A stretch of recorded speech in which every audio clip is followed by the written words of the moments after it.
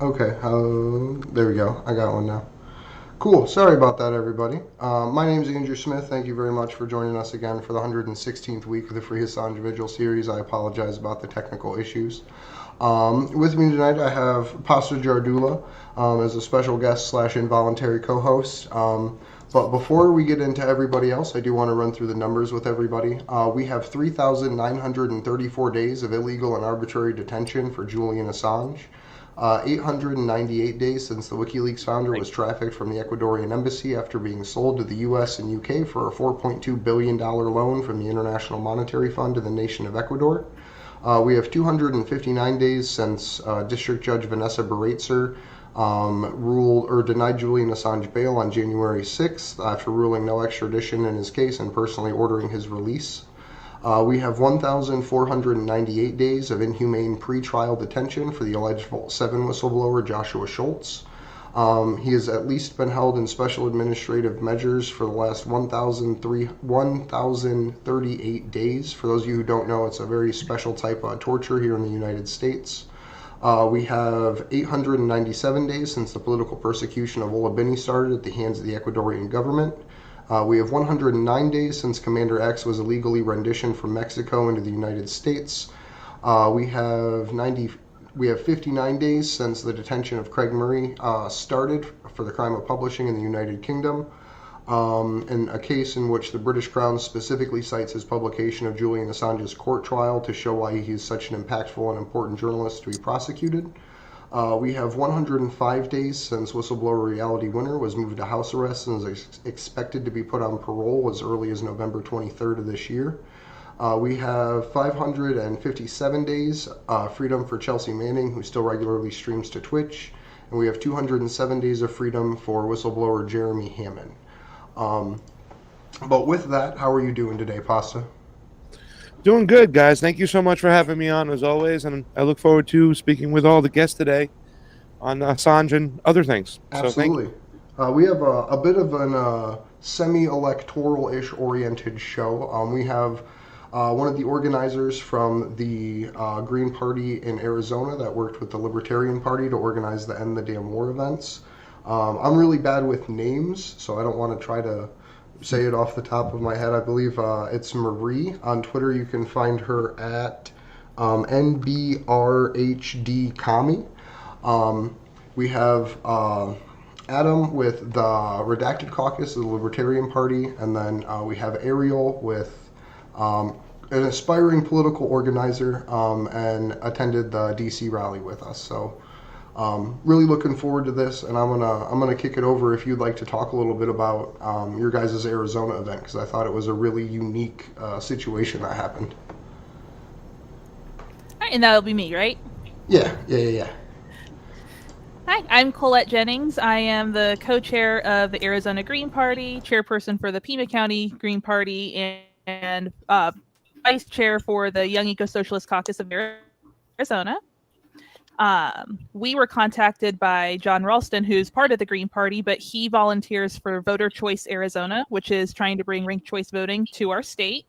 And he worked closely with the Libertarian Party because as third parties, we are very interested in bringing.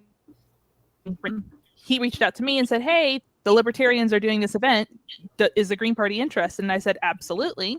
So I reached out to the Libertarians page and I was like, hey, see, you guys are doing, like, is it okay if we come bring our petitions, bring our signs and stuff? And they were like, absolutely 100%. So I got in contact with Lauren, absolutely wonderful human being. And I ended up bringing up 5 other Green Party members to the event. In total, we had about 150 guests. It was 108 out in Scottsdale, Arizona. So it was a little rough. I ended up speaking. There were other speakers there, political candidates for different offices for the Libertarian Party and some veterans as well. So it was nice to go out there, show some support, get some networking done. And what's really nice is the Green Party and the Libertarian Party, we've worked together historically. And now we're kind of rekindling that. So you'll see us together at future events. That was one of the hopes going into all this, is to be able to bring people together post-ideologically, right? To to almost find a way to remind people that there's bigger things that we all agree on that don't involve a financial system that we have no control over in this present moment anyways. So I'm really excited to see that the Greens out in Arizona are working with the Libertarians again. It warms my cold dead heart, so I appreciate that. Yeah. So you actually, Adam, are with a really cool caucus in the Libertarian Party. So do you want to talk a little bit about what that is and how it functions and got started? Because I thought that was a pretty cool story. Yeah, it's Alan. But so I'm terrible. All good. I'm a face person. I'm horrible with names. I'll probably mess all your names up. Pasta, you're probably the only one I won't because your name's on the screen. But I'm with the redacted caucus of the Libertarian Party. So we kind of took the whole Boogaloo decentralization thing, turned it into a caucus. Wanted to make sure that we could have a political foothold. A lot of us are anarchists by nature, right? But we also want to make sure we can tell our kids we did everything we could. And we also understand that anarchy cannot come unless we change the political climate and we work with everybody we can and unite people and focus on our communities more than anything else, right? We got to start from the ground up. And I think that's the biggest thing we can push more than anything else, and give a voice to people that don't have a voice, and be there for the people that need help. So that's kind of us in a nutshell. We focus on gun rights in a big way. We want to make sure that all of our constitutional rights stay intact, and any infringement on any of them is unconstitutional, and we will not obey those laws, plain and simple. And we encourage everybody to mass non-comply when it comes to that kind of stuff. When it comes to anything else, we're always organizing protests. We helped, I think, a little bit with the DC piece for the End the Wars protests. Unfortunately, there was a traffic issue because, DC on 9/11, right? Where some people got held up. But we had a good majority of them there that came from Baltimore that day. And then we're working on this eminent domain protest that we have here in 2 days down in Russell, Kentucky, where the city council was trying to take over a nursing home for the mentally disabled and try and displace 25 people and 5 workers because they need a parking lot for a farmer's market. That's crazy.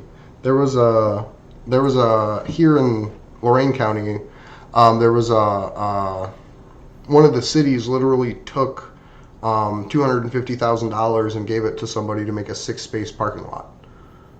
Like it's like the level of corruption even down on the city level is extreme. So I really appreciate you taking action in that way too, because it's something that most people don't even really look at or think about. Yeah.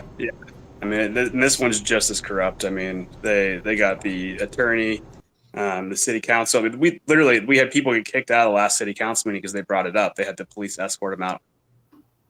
Was this in Kentucky? Yeah, it's Russell, Kentucky. It's right across the river from Ironton. So actually, we called the sheriff yesterday, and the sheriff is going to beat our protest to make sure that the local PD does not try to infringe upon our First Amendment right.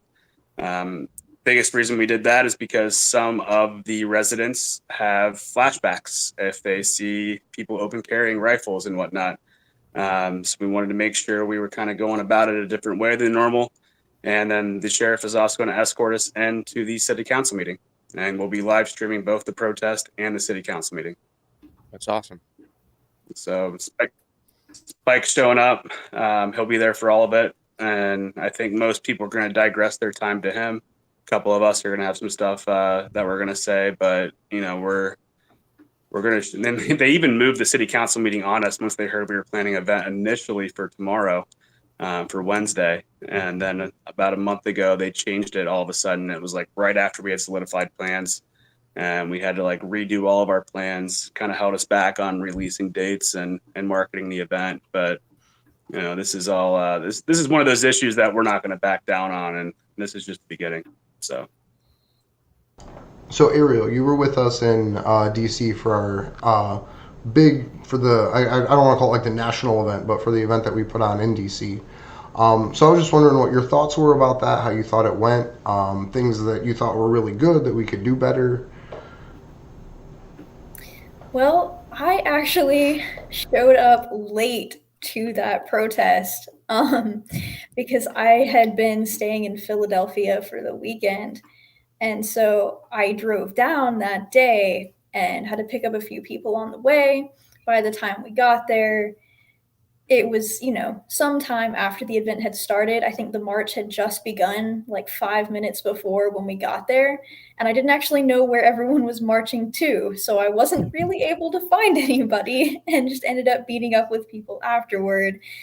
So, in terms of things that could be done better, I would say maybe having a more detailed plan publicized more widely beforehand. But on the whole, I'm glad that I did get to meet a lot of people while I was there that I would never have been able to come into contact with otherwise. And I'm glad I was still able to be there for, any time at all, even if I wasn't able to be there as much as I had hoped. Yeah, so that's definitely something we could have done better. I probably should have asked that before the show. But no, so one of the reasons I wanted to bring all you guys on, because you're all from different aspects and avenues of political organizing, electoralism backgrounds, stuff like that. So part of the hope is to be able to bridge ideological gaps and help people, help organizers and people along the way be able to better understand where the other groups are coming from on certain things. Because words, like I was just on a show just before this, and words mean a lot of different things to a lot of different people. So I was just wondering I don't know if you want to go around the room. Maybe we could start with Pasta on this one actually, because he's a big civil liberties guy, for those of you who don't know.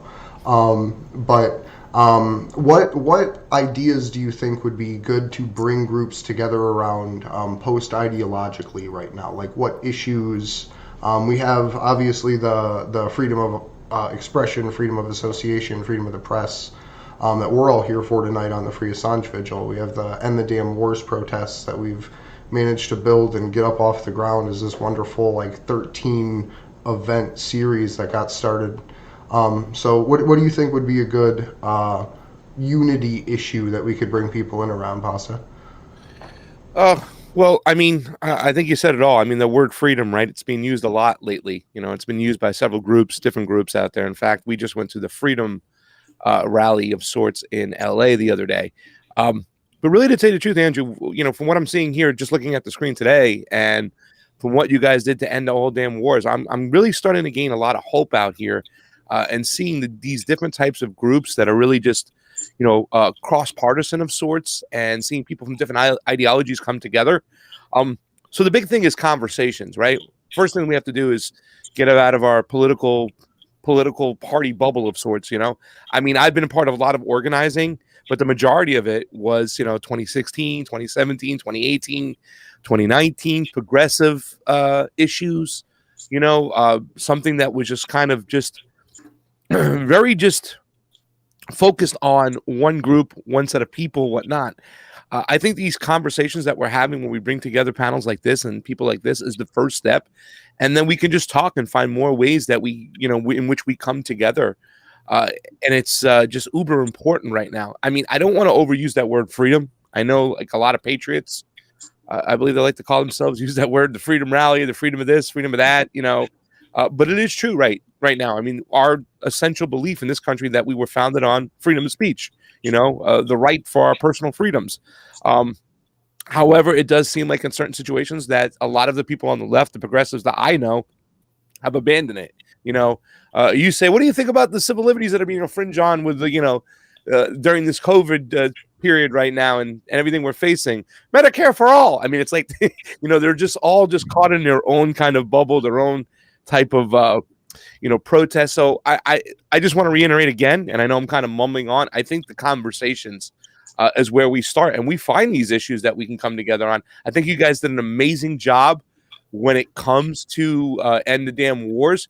Just watching the diversity of that crowd. Yeah, it wasn't the hugest crowd, but it was a great start. And you have all these people who are on the left, like Medea Benjamin and Max Blumenthal get to speak. And then you have people like Olivia Rondeau and Magnus, who are on that other side of that spectrum, that libertarian and that, conservative kind of spectrum.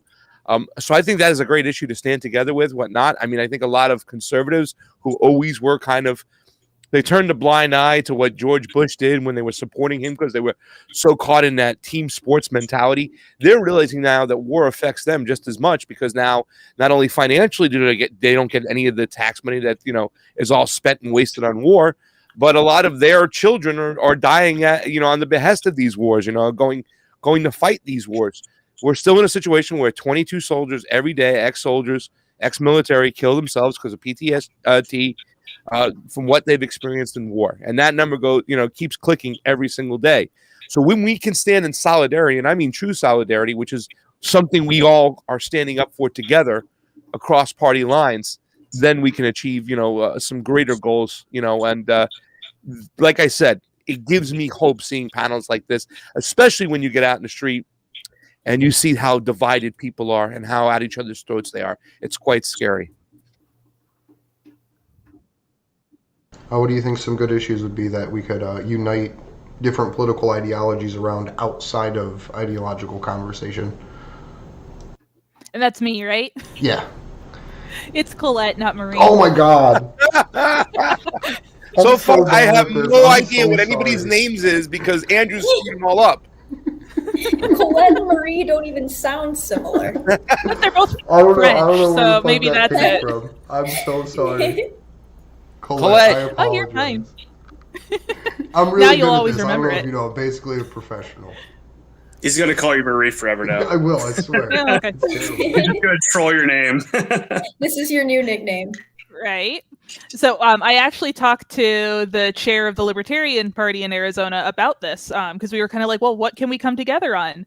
I still have my list here. So the Colorado River contract here in Arizona, with us selling our water to other states, it's like we're landlocked. A lot of our state's a desert. So we're like, that actually like concerns everybody. Like that's not a political issue. That's a life issue. So we're like, maybe we should get together on that and try to find ways where we can bring our two parties together, have more people power to actually make sure that we don't run out of water in the next 10 years.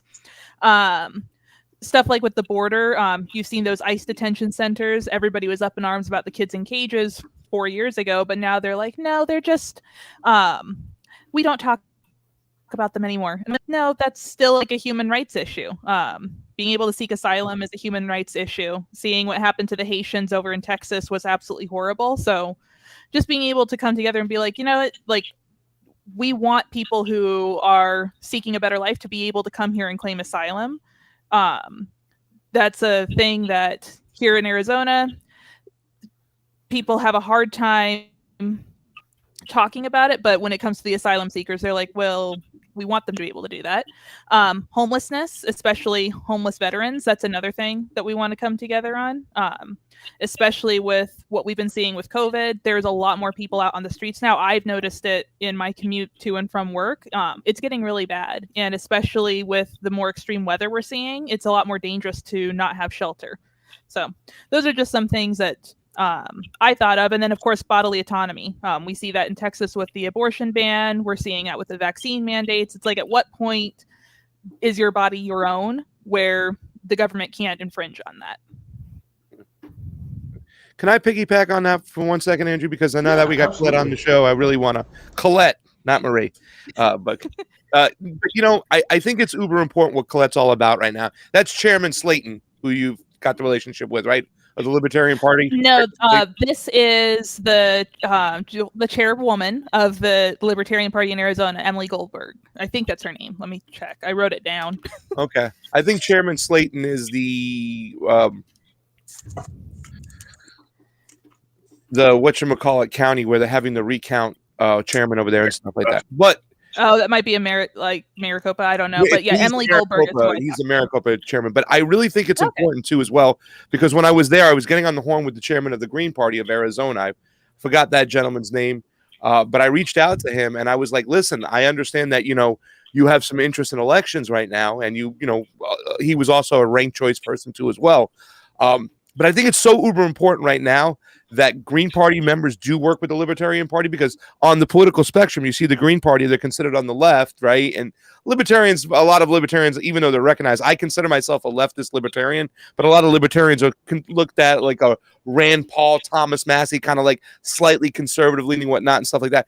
But when it comes to elections, I think it is so important right now. And I'm so excited when I see Green Party members who want to fix these elections. I mean, ranked choice voting is great, but it's a small thing that needs to happen to fix our elections across the board. So I think it is amazing what you're doing out there, and I hope you guys continue to work together, because as an election integrity activist going around this country, studying elections, following elections, pushing for audits, pushing for transparency, a lot of times it gets so just like football, team red, team versus team blue, where they don't even care about the principles and the framework of voting. They just care who and the results, who won. So it's a big thing that you're doing out there right now. When you talk about working across party lines and doing that thing, I think you got to continue to push to do that. And I'd love to see more Greens working with libertarians to get our elections transparent and fair. So I think that's amazing. And I just wanted to point that out, Nicolette. And I know your name right now. On the show, I can say your name. You said it like 3 times, so we're good. So Andrew gets it in his head, right, Nicolette? Right. I'm trying. Oh my God. I should have wrote it down. So what about you, Alan? What do you think some issues are that we could bring people together around? I mean, honestly, I think Colette kind of nailed a lot of those right there, especially the body thing too. I mean, with the abortion hot topic right now in Texas. Texas is like, hey, we have the right to have constitutional carry. And then they turned right around and said, but we have the right to regulate your body at the same time and infringe on that right as well. And it's like, no, like if you're going to stand for one right, you stand for them all. Like, you can't stand up and champion this just to back pocket something else to infringe on it and step on it. Like if we're going to champion it, let's champion all of them. So that's a big hot topic for us. The vaccine mandates, obviously. I was actually just having a debate about an hour and a half ago with somebody. And I was like, do you remember when COVID first happened? And COVID was the disease that SARS-CoV-2 caused. So if you didn't have actual bad symptoms and have to go to the hospital, you were just positive for the virus. You didn't have the disease COVID. And somewhere along the line last summer, it just became, nope, if you're tested and you test positive for the virus, you have COVID, plain and simple. And it's like they're just jumbling a bunch of stuff together to push something. And it really comes down to they want everybody to comply. They want to push a mandate. They want to do this. They want to do that. And they're going to see how far they can take it, plain and simple, because all they want is control. Well, Australia.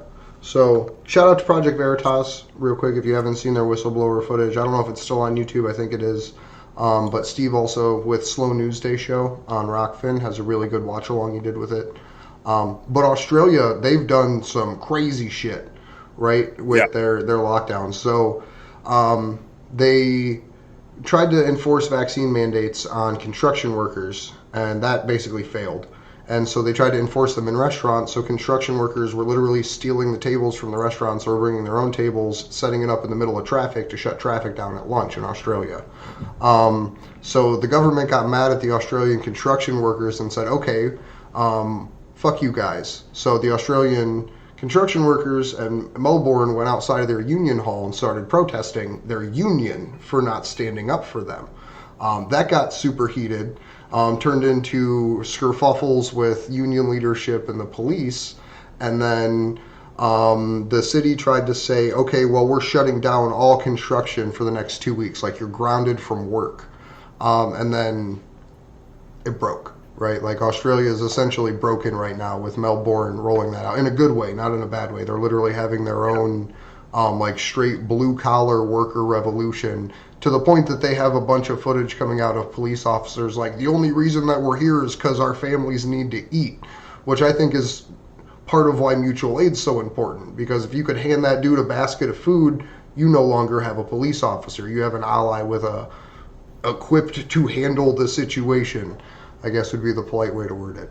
So hopefully, mutual aid is something that happens everywhere with everybody, but I hope it's something that, as we see our authoritarian government try to roll out more, we can come together as the libertarians and Greens and anarchists to be able to build cross-state mutual aid networks to make sure we can get food around to places, because that's how you switch people's hearts and minds when it comes down to being hungry or getting a paycheck.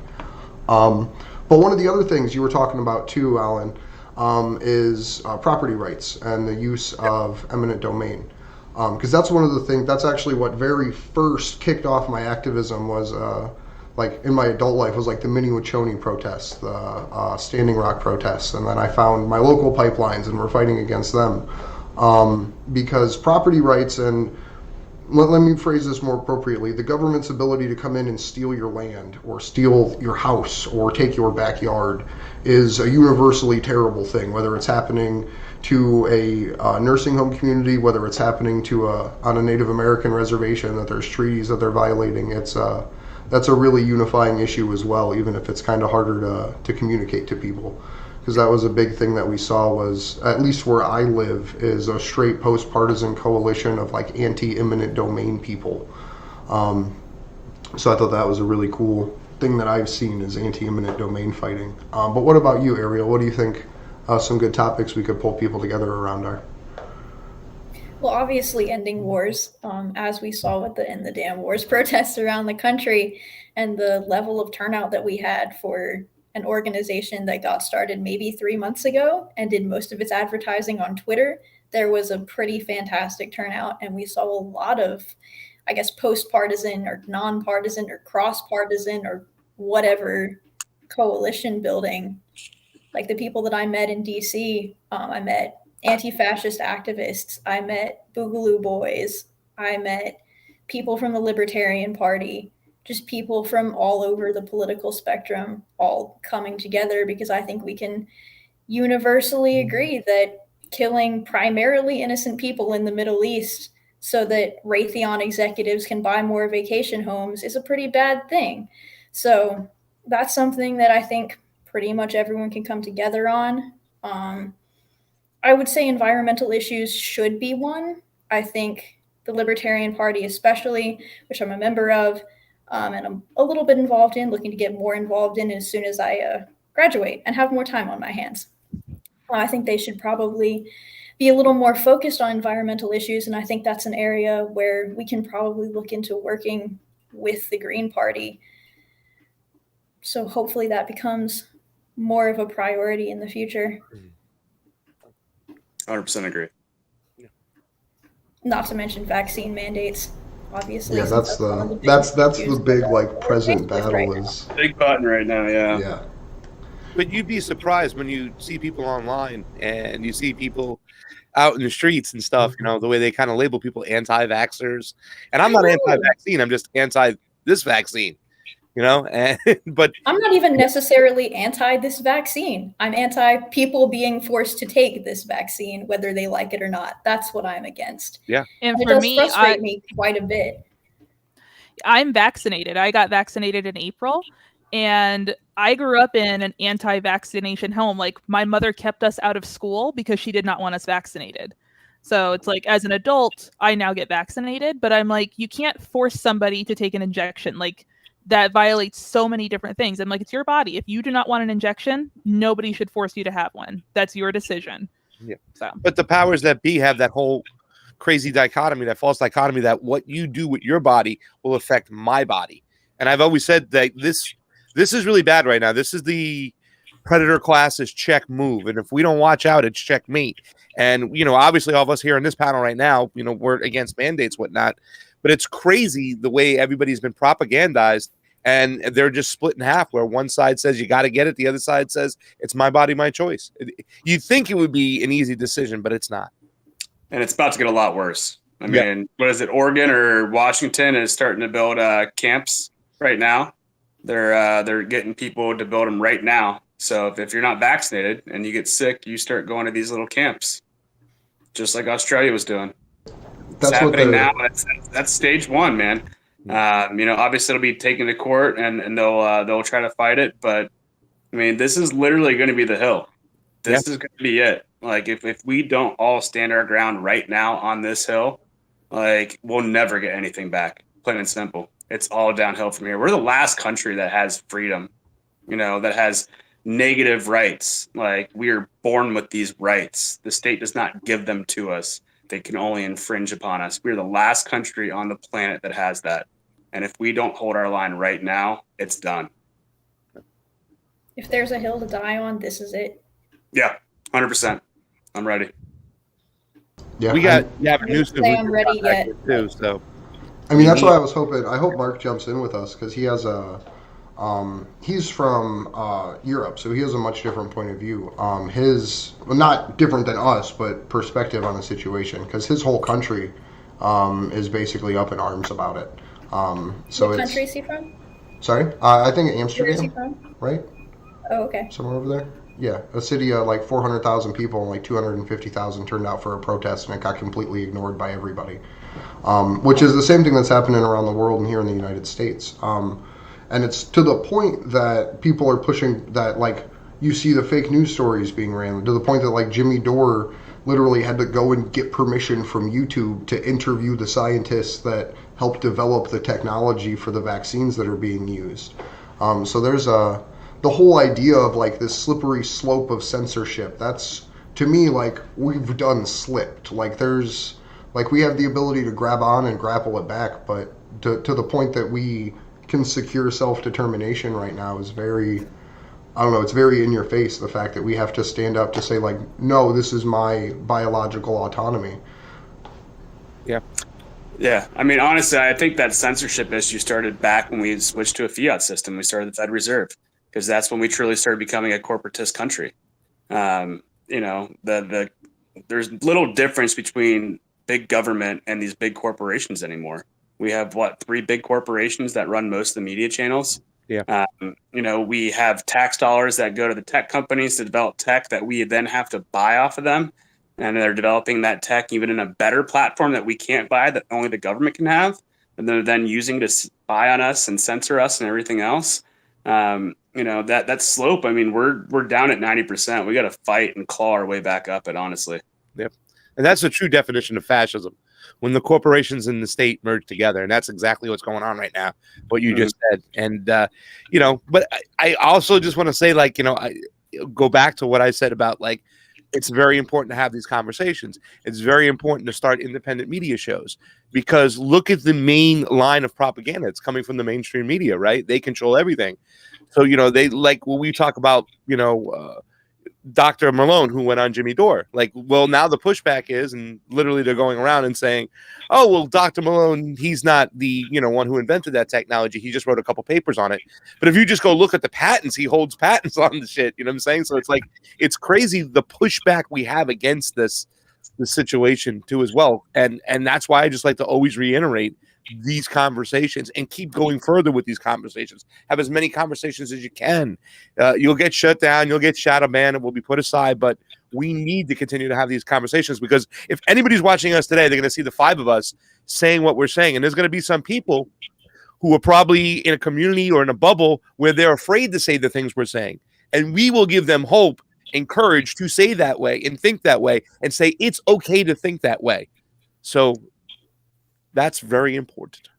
On that topic, I did a semester abroad last spring, or I guess this spring of 2021.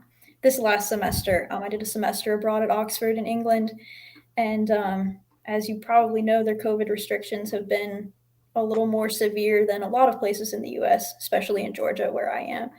And so a lot of people were a lot more bought into all of the COVID restrictions that were happening, all of the mask mandates, all of the very lengthy bans on things like indoor dining, and also 100%, bought into the need for COVID vaccines. And, I have some level of trust in COVID vaccines. I don't think that, I'm not a conspiracy theorist about them. I'm not one of those people who thinks there's some kind of depopulation program or something like that.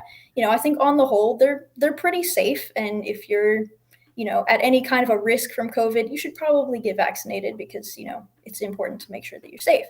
However, the attitude that I saw there was basically, if you have even one question, even the smallest amount of skepticism or hesitancy about the COVID regime in general, and especially the COVID vaccines, you basically get labeled as like a fringe weirdo conspiracy theorist, maybe even the level of like a bad person that people don't want to associate with. There was a protest that happened while I was there in Oxford. I wasn't part of it. I didn't hear about it until afterward. I heard about it from a friend of mine who worked for the student newspaper. She covered it.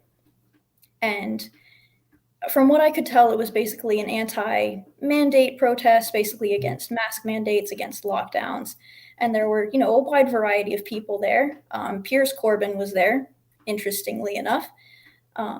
All kinds of different groups, ranging from like actual anti-vaxxer conspiracy theorists to people who were just against mandates. And my friend who covered this protest, she was talking to me and some of our friends that night. We were just hanging out, in my apartment. And she's talking about how, as she was speaking to a lot of these people there, interviewing them for her article, she found a lot of the things that they said pretty convincing, with their hesitancy to get the vaccine and their concerns that it might not be completely safe, having just been brought to market after such a very quick, time of going through trials and testing, and the very short time that we've had to learn about potential side effects and everything. And she was saying, I found what they said kind of convincing.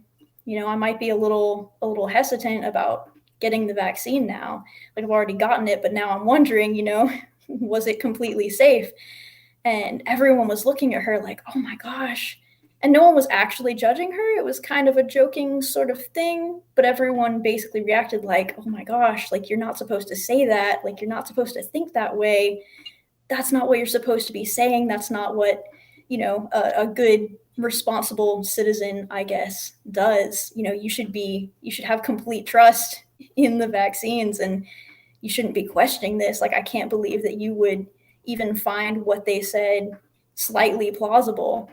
And then a few days later, she's like, oh, well, I thought about it some more, and I think that they really were just, a little off base there. I don't think that they're really justified in being so hesitant and skeptical. And everyone was like, oh, okay, that's good. Well, in the That UK, they had a skepticism and horrifying hesitancy are lockdown just program. taboo. There was so we broadcast a lot with people from New Zealand, the United Kingdom, Australia, and in the UK, they literally said you're allowed to leave your house for 1 hour a day for exercise. Like, that was it. Like, that's what the UK's rule was. So you had people that were in the Free Assange movement that kept continuing to organize out there. And it escalated to the point that we had a representative from Reporters Without Borders live streaming outside of Julian's court case with us while we're live, being chased by 6 or 8 police officers behind him. And as he's screaming, I'm with Reporters Without Borders. So it's, for me, the lockdown stuff is about putting what's actually being lost in people's faces. Like, the whole idea of the virus itself, like, I don't even really have a position. Like, is what it is, whatever people say, whatever you believe. To me, you see, like, through Julian's trial, he went 6 months without speaking with his lawyers. That's not inherently unusual anymore for the for the COVID world we live in. When you meet with your lawyers, it's only through a controlled phone call where the state gets to record it, or through a video conference where both ends of it are generally recorded. You have prisoners unable to literally meet with their family members in prison. I have a personal friend of mine whose wife got deported, and during that whole process for the last year and a half, they literally weren't even allowed to go. The daughter couldn't go see her mom in person, even through the plexiglass. And they had to pay like $20 a minute to be able to live stream with each other on a Zoom call that we all use for granted. So it's just the blatant human rights violations across the board, from court awareness to prisoner conditions to violations of human autonomy to the censorship that's being imposed it's crazy. It's to the point that, like, I don't know. I almost want to pick up and start trying to do the Vigil in a manner for anti-mandates, but I don't know how well that would go. Or something similar, like seeing if we can't pull a group together for My Body, My Choice the way we did for End the Damn Wars. Yeah. I mean, it's compliance through violence and extortion, right? That's their MO. And that's exactly what they're doing. And they just keep upping the ante and doubling down. And it's, unfortunately, look at a year ago and look at now. So how's everything with restrictions and lockdowns and everything over in Arizona. How did they roll it out, and what was it how was it received by the public out there? I guess would be a good question too. So I like to tell everybody that there's a reason why Arizona was the last continental state to join the union. We do our own thing. Like I wouldn't even say that Arizona ever actually shut down, because when they had the only essential businesses could be open, that was basically everything. Like there were I still had to go to work. So it's like basically everybody who works, like if you work at a tattoo shop or you're a hairstylist, like where you need to go to work to make money, those are the businesses that had to close. But everybody else could stay open. I'm in Tucson. Our mayor had a mask mandate, and the governor said that she couldn't have one. So it's like, back and forth. That's kind of how it went. And now in Arizona, you would think that COVID's not a thing. Most people don't mask. And I think only like 40% of us are vaccinated. So what was your take here in Ohio? Because we had basically closed down if you want type mandate here. We did have the essential service, but you're down in Cincinnati. So what was it? What kind of happened, and how did they roll it out the first time? Well, it's kind of funny. So actually, I moved down to Cincinnati in May of last year. So I kind of saw both sides. I saw Columbus and I saw the Cincinnati aspect of it. Columbus, everybody was hyper scared. It was fear factor 10.0, right? Everybody was buying up and just lapping everything they poured in that milk bowl. And it was masks everywhere. People were just literally freaked out. Like if you were out in your backyard, they would leave their backyard and go back inside. They didn't want to even meet within 100 feet of you, something like that. And then we moved down to Cincinnati, and masks weren't a thing. Nobody was wearing them down here. Like everybody, it's more agricultural down here. It's not just big city like Columbus is. People forget like how fast Columbus is growing and how much metropolitan it is. It's the fastest growing city in the country and has been for years. It's the biggest tech city in the country. It's the Silicon Valley, the Midwest, and actually it's overtaking Silicon Valley as far as like tech development investors and everything too. It's more of like Ohio, Fornia is kind of what it's becoming to a certain extent, where Cincinnati is kind of like that based central rural vibe still on a lot of aspects, because we got cow farms down the road. I literally have a 120 acre farm next to my neighborhood right here, and our neighborhood's like a 50 home neighborhood. It takes me 30 minutes to get down to the river. I mean, we kind of have everything right at your fingertips within 20 or 30 minutes, but it's much more spread out and, more of kind of the old ways, if that makes sense. And a lot of the thinking and everything more conservative. So it was very 180 when we moved down here. And even after they rolled out that first mandate, truly we started coming out of it and it was flattening off. And they tried rolling everything back in. Everybody down here was pretty much like, no, like not happening. Once I took my mask off the last time, I was like, I'm never going to do it again. For a while there, I was respecting certain pieces of it. I get, I respect business rights and things like that. But at this point, the way they're getting with it, certain businesses, they're trying to use that authoritarian control for their control as well over their patrons. And that I don't agree with. If they were doing it for the right reasons, then I would wear my mask in there, but they're not anymore. So I made a decision several months ago that I'm just not going to wear one anymore, ever again, plain and simple. I'm going to live my life. Everybody at this point, if they wanted to get a vaccine, they can. A lot of people have had COVID already too. They have natural immunity. That for some reason gets left out of the conversation. The CDC just changed their definition on what a vaccine is again and took out the natural immunity piece of it. And it's no longer even immunity in there. It's if it just protects you from getting severely ill, potentially. So they're constantly changing their goalposts in their favor. But if we stand by our line and our goalposts, they criminalize us for it. And it's just, I think somebody said earlier, maybe it was today when I was reading something or here tonight.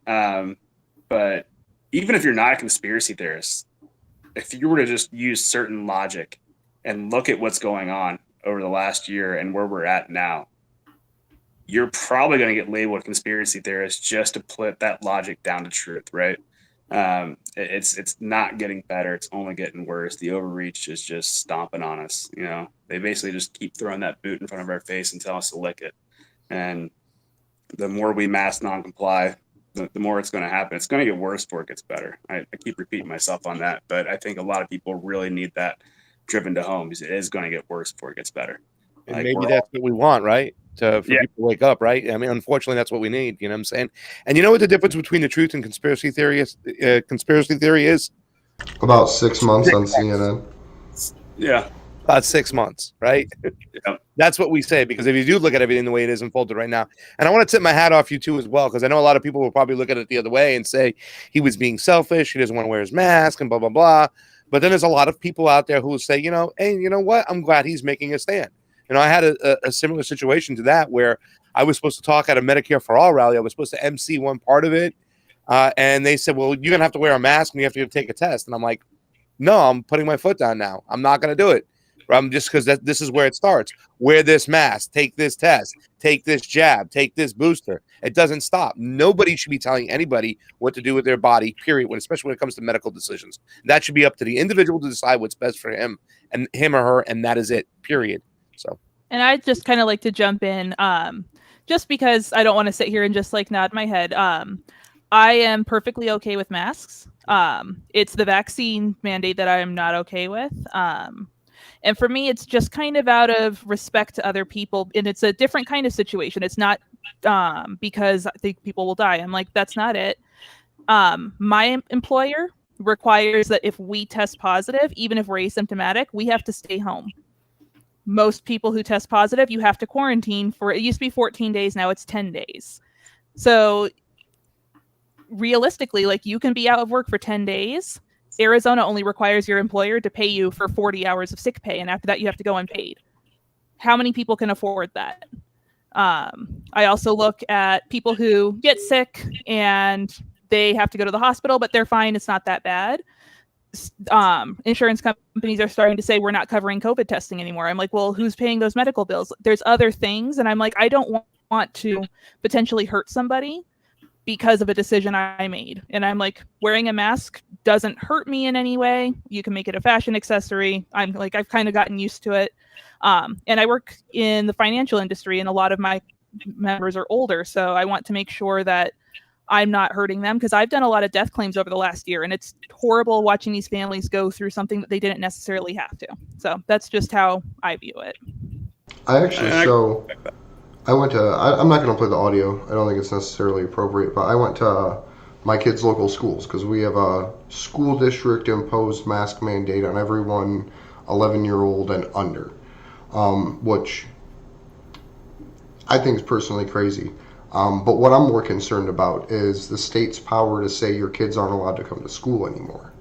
Because they have basically a private consultant group here. This is just in my city. This is just my personal concern in the world right now about all this, I guess. So what's stopping the school board or some member of the school board or some person in the elementary school that's like, hey, fuck that guy, from saying, hey, there was a COVID positive case in your kid's class. Your kid doesn't wear a mask because you filed the exemption. They have to go home for 2 weeks. Where going to school is like my kids' pride and joy because we did online school for a year. So I think I think we're conditioning people to respond to biological warfare without calling it biological warfare. In the Cold War, everyone hid under their desk and they knew why. It's because the Russians had a bomb, right? That was the propaganda of the day. But Chernobyl happened. It took 16 weeks for the international community to identify and get a yes, this happened in our country, probably because the CIA blew it up, but that Chernobyl melted down and covered Europe with nuclear radiation. It's been almost 2 years at this point, and we don't have a single international authority claiming actual direct responsibility from it because of the world we live in. So we're entering into this new era of a Cold War, and I don't think it's America versus China. I think it's predator elite versus everyone else. So I think personally give them no quarter. But I also work in the service industry. So if someone's going to someone's house and they say, hey, can you have your guy that's coming over put a mask on when he comes in? Absolutely no questions asked. Like, that's your right kind of thing. So I think it's about the individual, but not giving too much power to the state as an arbitrary weapon to impose elected people's will on us, which is why I'm so happy that everyone here is electorally involved, because right now we need to take over school boards and city councils more than ever. Yeah, I mean, half my daughter's first grade class got escorted out yesterday because one person tested positive. Wow. So anybody that was in 15 feet of sitting with that kid, they made him go home for the next 2 weeks.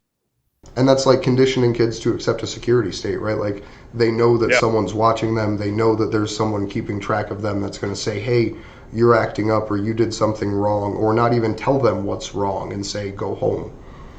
Because Yeah. they don't It's even- understand, you know? And honestly, it's even worse than that. Like I almost puked in the the parent teacher meeting we had prior to her starting this year. They have this big smart board, right? And everybody has this like little character they can personalize, but nobody knows who character is who unless they tell them, which they're first graders. They're going to tell them who their character is, right? And if they do something good and the teacher sees that happen, then they add points to that character. And guess what happens when they add points to that character? A noise plays, a happy noise, and the whole class hears it. Now, guess what happens if a kid's bad? A bad noise plays, and they lose points. And they all know what that means. And by a couple weeks in, they all know whose character is who. They know who's losing the points. They know who's in trouble, and they recognize that noise as social construct. It's basically China in first grade as far as that social system goes. I think we really underestimate the power of social pressure. Yeah. Well, so And one of the I don't things know I'll if I say should about even say it on a that show is, that's probably watched by the government, but I've been trying to encourage my children who don't have to wear masks. They're one of 10 kids that don't wear masks in a school of like 300, to start yelling in lunch, no more masks, and trying to get all of the first graders. Because in my school district, they didn't impose it on the high school kids. Because like when I was in high school, they told me you have to wear a student ID, and if you don't, it's going to be $5 to get new and printed. And I had to spend $10 a day to get 2 new IDs, because I'd get the first one printed and throw it away. They give me another one and I'll throw that one away. So that was at the end of the day in school. So I don't think you could get a bunch of high school kids to wear masks. I don't think you could arbitrarily impose at this point in time to high school kids, because to me, we're on the verge of like the new 9/11 movement, right? Like 2008 to 2010, we had people picking up phones in Walmart saying 9/11 was an inside job, George Bush did it type shit. And I feel like the my body, my choice, you're not going to mandate my life movement has reached that point in 18 months to 2 years. And I think that's really, it's cool to see society have to evolve so rapidly in response to totalitarian pressure. But Yeah. I do want to thank everybody for hanging out. I know everybody kind of has to start bopping out. It's 10 o'clock, so I will, on my screen, go from right to left. If you want to give people some final thoughts and let them know where they can find you, starting with you, Ariel. Oh gosh, I was not prepared to go first. I guess I just want to say that it's good to be talking to people from across the political spectrum, from various different groups that probably wouldn't have had a lot to say to each other before things like war and COVID and the mandates and lockdowns that have been implemented in response have kind of given us all a common ground and a common enemy to fight against, and a way to come together and oppose the authoritarianism that's really crushing us all. We'll find you on social media. So I'm on Twitter at Hopeful Anarchy, and that's really about it as far as social media goes. The rest is just my personal stuff. Cool. What about you, Alan? Can we get some final thoughts and let people know where to find you? Yeah, so I mean, I love conversations like this. I love uniting people. I think unity is absolutely what we all need to focus on, not only across political spectrums, but in the community as well. Because if anything does hit the fan, right, we're going to have to rely on our community and the people around closest to us to make sure that we all make it through it okay. As far as social media goes, I'm at Alan Lemp on Twitter because we are all Duncan Lemp's brother. And if you ever need anything, any kind of help, doesn't matter where in the country, for a protest, for a movement, you just want a discussion, you want to talk about this, you want certain talking points, I am always up for that kind of stuff. Reach out to me, shoot me a message. I mean, we got this together in a couple hours just from shooting back and forth on Twitter today. I'm all about that. So by all means, reach out to me. I'm there for you guys. Awesome. And what about you, Colette? Can we get some? So I'm on Twitter and I'm on Instagram. So my Instagram handle is _Gillette. So that's JILLETTE. And then my Twitter handle is Neighborhood Commie. That's NBRHDCOMMIE. Cool. Well, thank you guys very much. We're gonna switch over and talk about. Hopefully, Mark will hop in. We could talk about some international stuff. But what about you, Pasta? Sorry, I don't know if you have time to hang out or not for news and such. Yeah, I'll hang out for a little bit. Okay, cool. Bye, everybody. Bye. Guys, thank you so much. Appreciate it.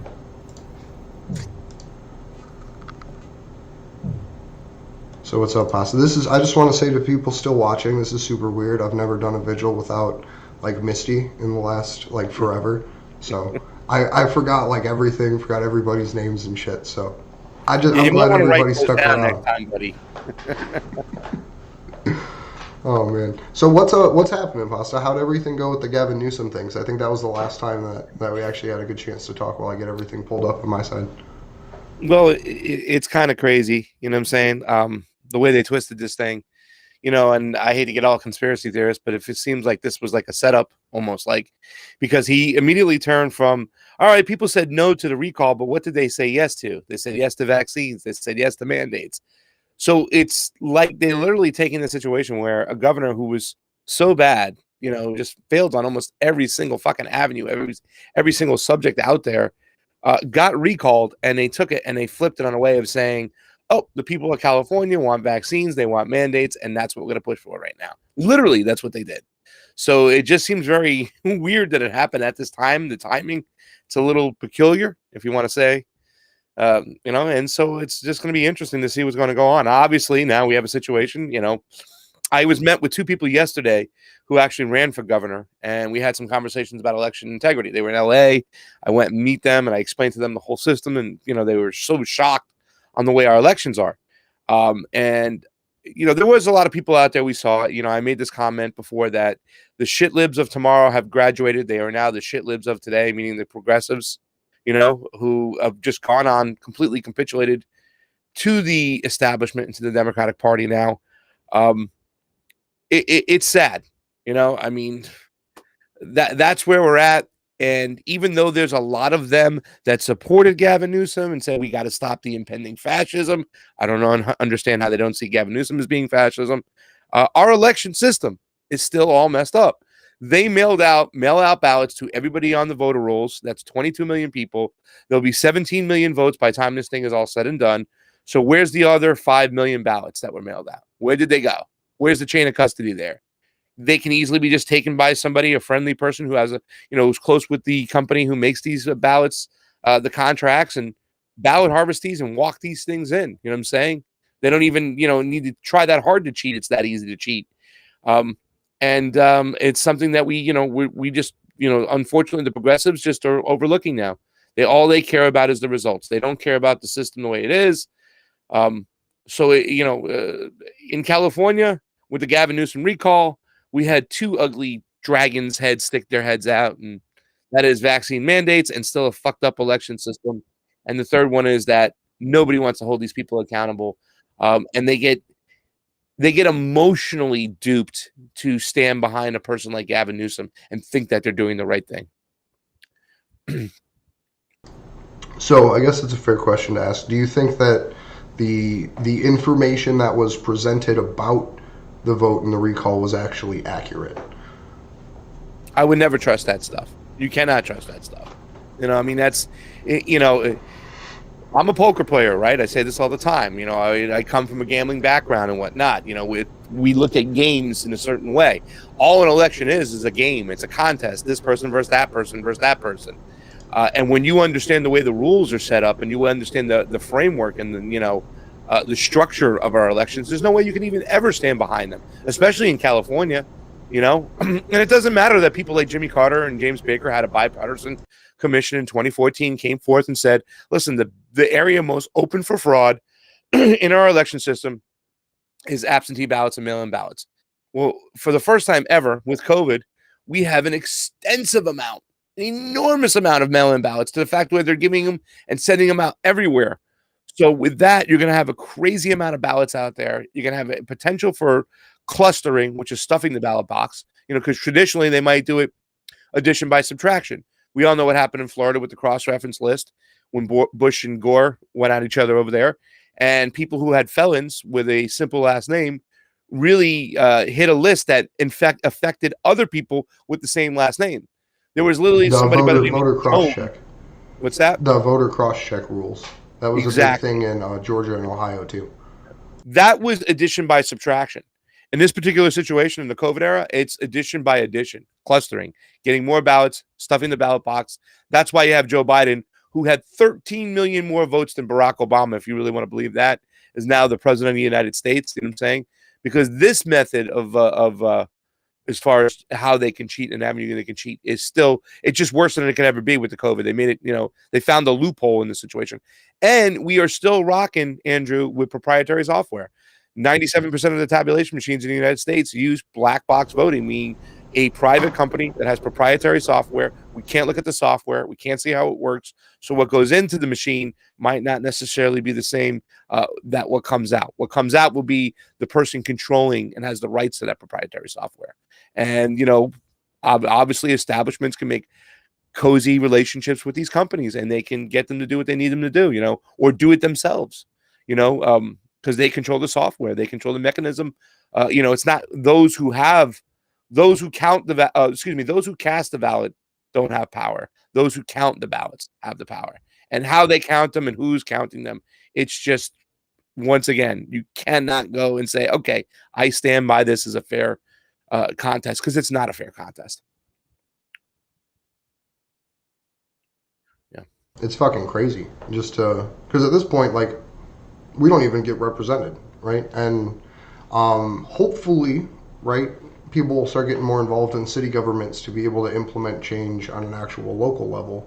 But the thing that I hope to see is people who do organize politically, right, whether you're progressive, libertarian, Green Party member, conservative, what have you, I don't care, don't stop organizing, right? So basically, a way I look at a political campaign and candidates in general is, okay, what's your campaign not running on, but what are you doing? What are you actually accomplishing by doing all this? Are you getting groups of individuals together to care about particular issues or what have you? So that's something that I think as new candidates arise with the People's Party and the Green Party and the Libertarians, I think it'll be a good, way to test power almost to see what we can do on local levels, because there's still a lot of Greens and Libertarians that win local seats.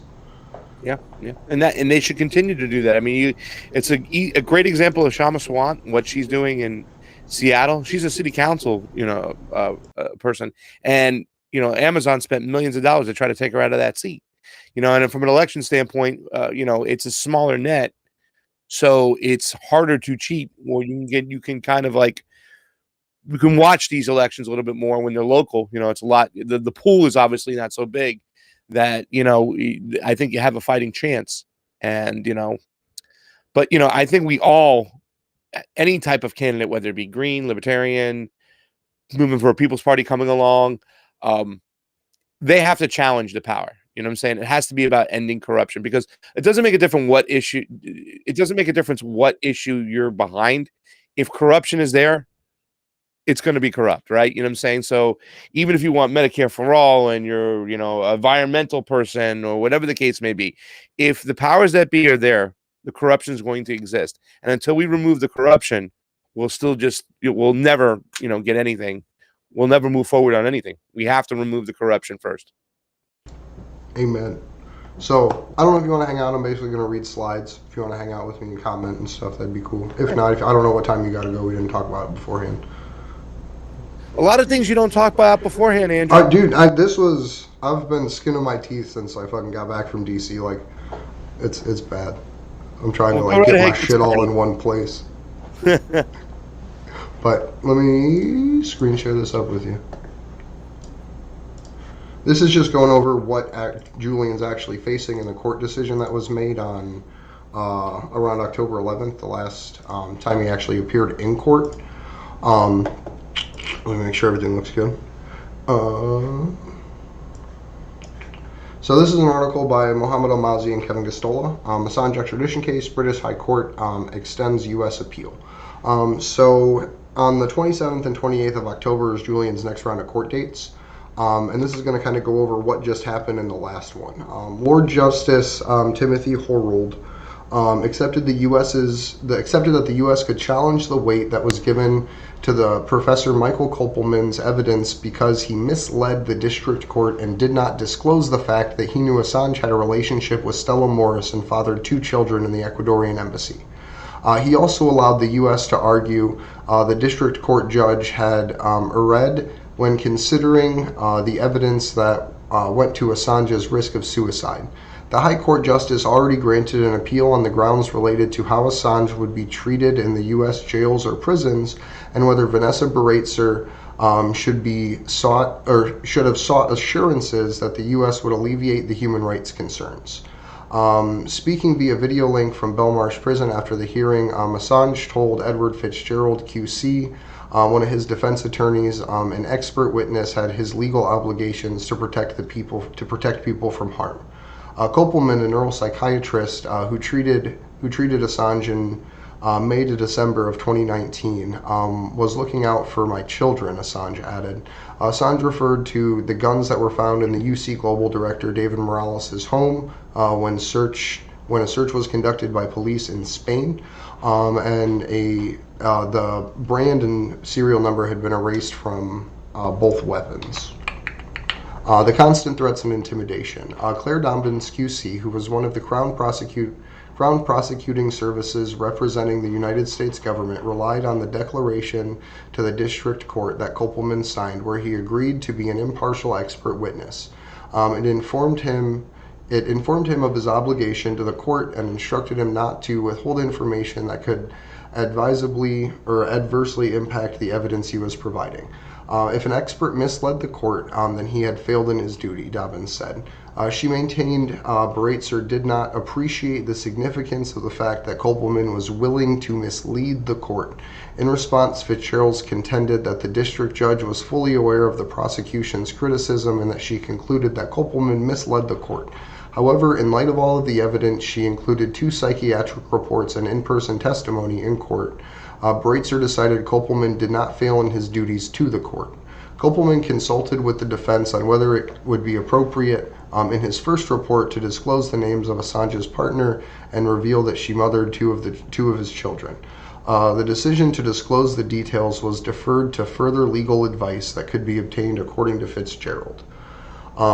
This was not a tactical advantage to be gained, Fitzgerald said. It was simply a matter of concern for a human predicament. For example, there was very real and serious concerns about UC Global and the surveillance against Assange and his family. I did not accept that Professor Kopelman failed in his duties to the court when he did not disclose Mrs. Morris's relationship to Mr. Assange, Vanessa Bareitzer ruled. In my judgment, Professor Kopelman's decision to conceal their relationship was misleading and inappropriate in the context of his obligation to the court, but understandable human response to Mrs. Morris's predicament. Vanessa Bareitzer additionally detailed that he explained that her relationship with Assange was not yet in the public domain and that she was very concerned about her privacy. After that relationship became public, he had disclosed it in his report in August of 2020. In fact, the court had become aware of the true position in April of 2020 before it had the medical evidence or heard evidence on this issue. In other words, Bareitzer was not misled by omission. She assessed that his medical evidence was considered the fact that Assange had a new family and that he started while in the Ecuadorian embassy. So I'm going to pause it there to talk for a second because that's a whole heck of a lot.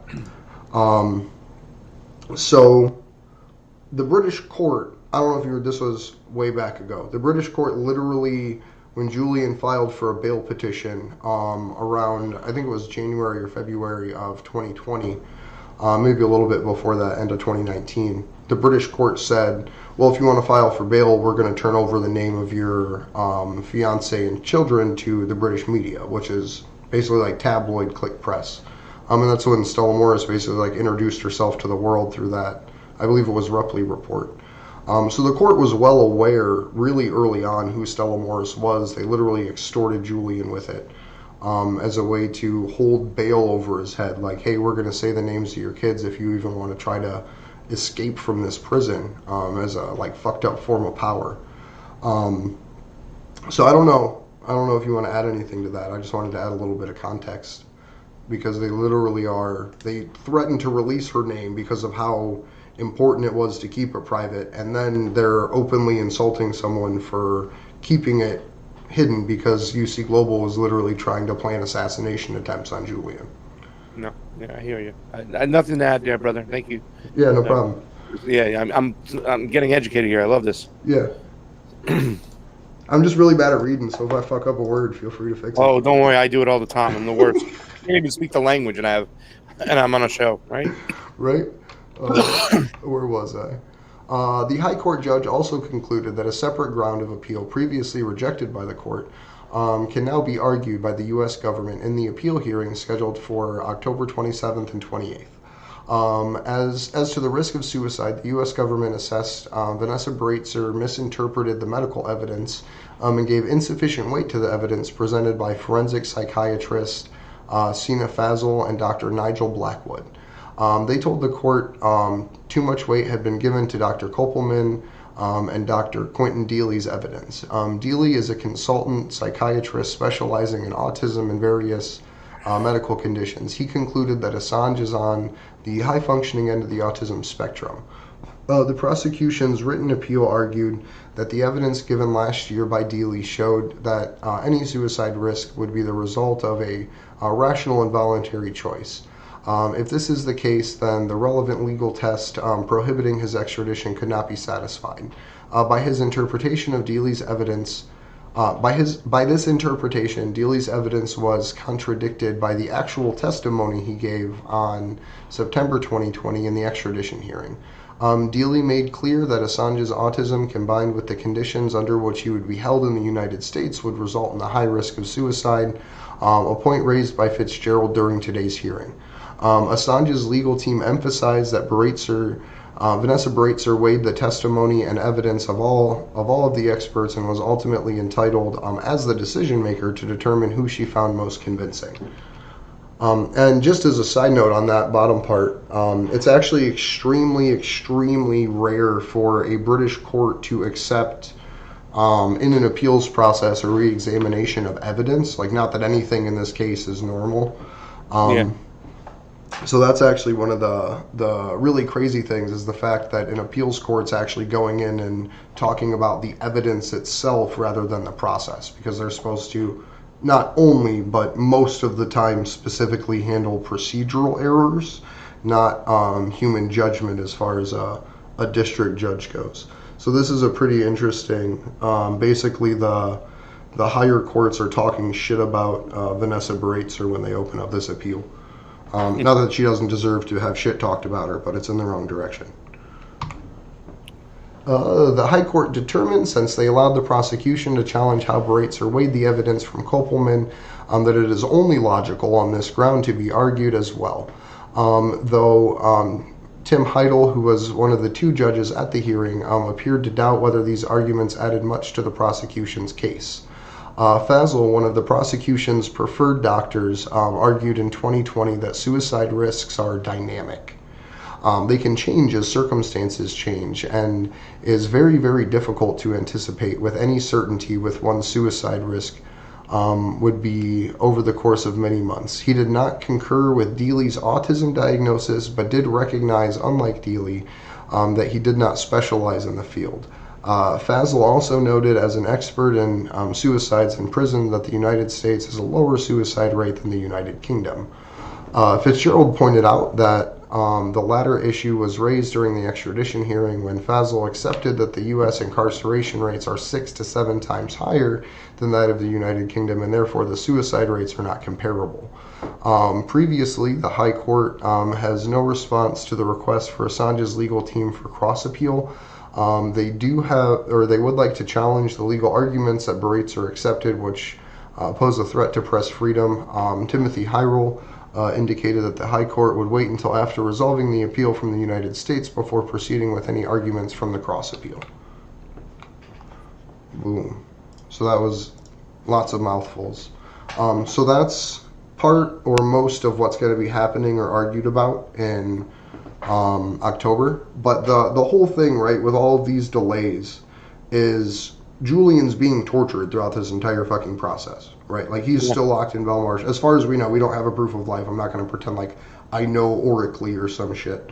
But to the best of our knowledge with the information that we have, he's still locked away in detention, right? He's still being held in total isolation inside a Belmarsh prison. So it's one of those things that, yeah, you know, like, that appeals court judge was like, well, you know, it may not change the outcome of the case, but at the end of the day, it's still a man that has to languish in prison throughout this entire thing. Yeah. You know, I mean, I think they're making it obvious that they want him to die in prison, right? You know what I'm saying? Like, no matter what, the United States might not be able to get their hands on him, and I think that would piss off a lot of generals, you know, that were really upset with Julian doing what he did. But at the end of the day, the very least, they're like, well, we're going to make sure this guy stays in Belmarsh and he dies in Belmarsh. And that's what they want. And anybody who crosses the security state, military industrial complex will get the same treatment. So it's a shame. You know, I mean, I pray to God that we get to see Julian walk out of that prison one day. You know what I'm saying? But it looks like the United States and the Western allies are going to do everything in their power to make sure that Julian stays right where he's at and he never gets to see the light of day. So, you know, it's a shame. It really is, too. Yeah, it's absolutely horrifying that they can take someone who's literally just published information and treat it like it's somehow traffic court, right? That most of these decisions are already made. It gets passed up the chain and you're like, yeah, no, this says here you're guilty. Like, you don't get a defense. Like, you can't say this is in the public interest. You can't say, hey, we have the right to publish things. To the point that the U.S. literally accepted in court, like, yeah, he's the first person we're publishing like this. And then went as far as to say that there was multiple other people, like David Lee and Luke Harding, that published first, which opens them up to legal prosecution. And you even have, like, some heads at the BBC and Wall Street Journal that have come out and said, like, this is crazy. Like, you can't prosecute somebody for this. Because after the testimony of Siggy Thordarson fell through, after he was like, yeah, you know, I fucking lied about all this. I'm a pedophile that wanted immunity. Yeah. Yeah. The only thing left is the actual prosecution of someone for publishing information in the first place.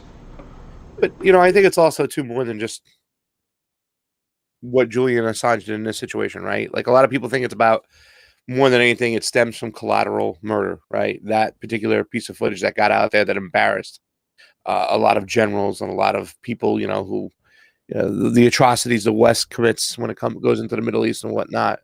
But I also think it's about what Julian was trying to do and what he was able to accomplish when it came to WikiLeaks. You know what I'm saying? I mean, and correct me if I'm wrong, too, because I just recently had a different perspective and I didn't even had a chance to talk to you about it. So here, we'll do it on the air. The fact that he created a system with WikiLeaks where the whistleblower can remain anonymous, you know what I'm saying? And that the people publishing the information or putting the information out via the platform don't even know who the whistleblower is, you know? That is a system. And in some situations, obviously, with Chelsea Manning, you know, they eventually became accustomed to each other and knew each other. But that whole kind of mentality where you can protect a whistleblower because the people producing the information that's out there don't even know who that person is sometimes. that is powerful. That's You the know what I'm power saying? behind Project Veritas right now, right? Like that's every media institution has used WikiLeaks' model of drop boxes and secure emails and all of that as a standard journalistic practice. And then you have places like Project Veritas that yesterday, I think today they probably released another video 2.5 hours ago. Maybe, I have to check. But for COVID whistleblowing, because there's literally a tool that can get in front of the intelligence community, because yes, they may be able to know that this packet of information went from computer A to computer B, but they don't know who inherently sent it, right? So I think that that's a beautiful thing that I hope that is being utilized right across the board right now. Yeah, but those are the platforms that will have a target on their back. You know what I'm saying? It's one of the reasons why a lot of people think it's Veritas. Oh, they're Republicans, they're pro-Trump, and no.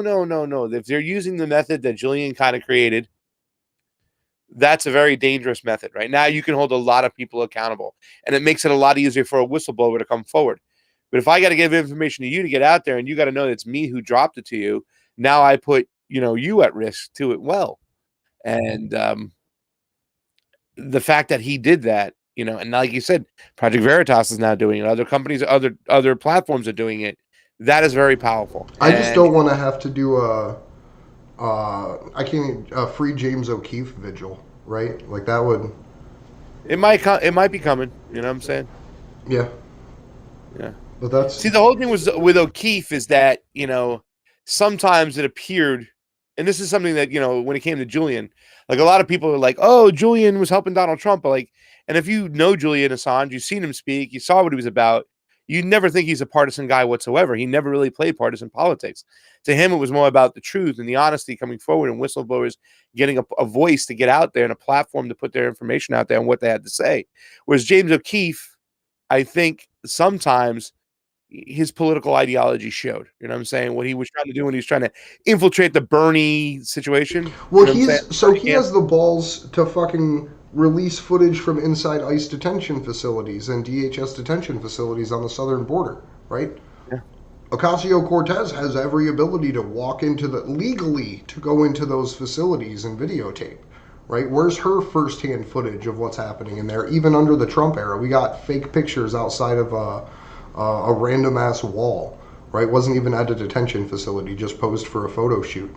But then we have an institution that people call like this crazy right winger, like obvious smears and stuff, but that has the balls to release stuff about what it looks like inside of an immigration detention facility. How about Ted Cruz? What Ted Cruz released? That was funny. He did that one time before, and they're like, they're asking, can you please put the phone down? Can you please put it down? It's like, this is the Biden administration, ladies and gentlemen. Look what they're doing. They don't even want you to see what's going on inside these detention centers. Wait, these influx facilities, right? Is that what they're called? But yeah. It's like, so when the prosecution in Julian's trial, I'll find the tweets for it at some point, was describing the conditions at like the ADX Florence, MCC Correctional Institute in New York, the place where Joshua Schultz is and where Jeffrey Epstein didn't kill himself, and the Alexandria Detention Center. They literally described it like, oh yeah, you got color TV and bingo, and like tried to make it up like it sounded like some fancy retirement community, and that's kind of what people are trying to do with these detention centers right now, and it's fucking crazy. Like it's like, so the horrifying part, and the reason I even want to talk about this in the first place, is if it becomes a right-wing response, like an actual like authoritarian fascist response to that, then those people in those camps are going to be killed. Like we have the United Kingdom right now doing open human experimentation, legally allowed to do it because they passed laws that said they're allowed to break laws somehow. I don't know how that even works. But they have a old military bunker in downtown London that's storing people 30 per room in the middle of like the pandemic, right? What's going to happen not even what's going to happen, what happened when they rolled out mass vaccination programs inside of these detention facilities? Like we have nursing home reports come out of people with dementia that are essentially being experimented on, where they took a group of 37, vaccinated them all, killed a bunch of them, moved the rest of them into either critical care or super low functioning from previously high functioning. That's something that Last American Vagabond put out. So shout out to them too. Yep. But I think without Mark, we're gonna wrap. I don't want to Cool. drag on too long. Thank you so much, bro, for having me on. It was always a pleasure. I love you, Andrew. Miss you. Dude, I And- appreciate you joining us. It was a very seat of our pants vigil today. So Well, you know what? I'm glad I was here to help you through it, man. I still miss the raccoons, though. How they doing? they're living outside. We saw them again. They showed up picking through the dumpster the other day. We got 3 of them out there. We got the 2 that we released this year, and then one of the 2 from last year still hanging around. So we got. Are they friendly still, or? I don't recommend petting raccoons if they're outside. Raccoon babies Yeah, I are know, real but nice. you used to have them. They used to crawl all over you for crying Yeah. out. Well, at about a year they get really mad. Like Ah. you can't really keep them as pets unless you get them neutered, and I don't like neutering animals, especially wild ones. So if once they start to get to that point, we just let them outside, and then we feed it. Like there's a whole program for like reintroduction of raccoons into the wild. It's fun. I can't wait till next springtime because I'll probably end up doing it again. That's usually Nice. like most people like foster kittens. Like I steal raccoons from my boss's garage and cuddle with them. That's awesome, brother. But thank you very much, everybody, for hanging out with us. We should be back on Saturday. I do have some guests lined up and some stuff planned. We have been missing a lot of Saturdays just because of life. So I apologize about that to everybody. We're going to try to get back in the swing of it. But kids back in school, shit's going crazy in the world. So I don't actually know. Me and Magnus might do an End the Damn Wars podcast. We're working on that. We were supposed to do it last Friday. We may do it this Friday or next Friday. I still got to talk to him. But then we'll be putting that on the Vigil as well as his Unity podcast platform. So I think that's going to be pretty cool once we get that figured out and up and running. But yeah, thank you everyone for hanging out and watching. As always, keep continuing to do what you can with the time and money that you have for the issue that you care about the most. Thank you very much.